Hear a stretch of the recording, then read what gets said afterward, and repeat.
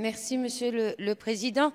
Nous partageons évidemment la volonté de cet article de mettre en place des dispositions en faveur de la mobilité des personnes en situation de handicap.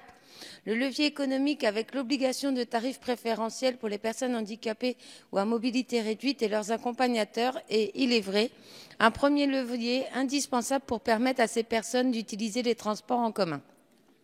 Mais il y a un mais. Le premier des objectifs doit être celui de l'accessibilité en autonomie des transports publics pour toutes et tous. Et sur ce terrain-là, il reste beaucoup à faire avant que tous les types de handicap soient pris en considération et que les aménagements soient faits. Nous avons un retard considérable, ne serait-ce que dans l'application de la loi de 2005, qui prévoyait, je cite, que la chaîne du déplacement qui comprend le cadre bâti, la voirie, les aménagements des espaces publics, les systèmes de transport et leur intermodalité soit organisée pour permettre son accessibilité dans sa totalité aux personnes handicapées ou à mobilité réduite. Force est de constater que les lois ne sont pas appliquées. Nous sommes très loin d'avoir atteint cet objectif.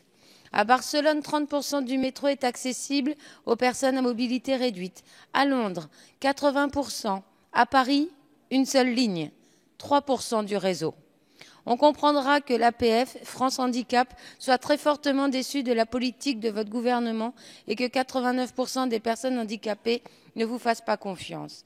Par ailleurs, la question de l'accessibilité ne doit pas écarter les handicaps visuels, cognitifs et auditifs pour lesquels les aménagements restent également rares, voire inexistants.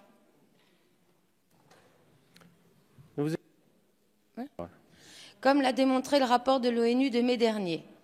Il y a des carences d'interprètes en langue des signes, de diffusion de documents en FALC, facile à lire et à comprendre, et en braille, ainsi que des carences dans l'accessibilité des sites Internet des transports publics. Je défendrai un amendement en ce sens tout à l'heure et j'espère que vous y serez attentifs, plus qu'en ce moment en tout cas. Je vous remercie. Pour conclure, les personnes en situation de handicap aspirent à une vie ordinaire et le principe d'égalité républicaine nous oblige. Il est urgent que les moyens considérables soient engagés. On entend libre ? Non. Ah, pardon, madame. Allez-y. Il est urgent que des moyens considérables soient engagés par l'État pour respecter cette obligation. Bien que vous engagiez un premier pas en ce sens, les suivants manquent à l'appel et le chemin sera encore long.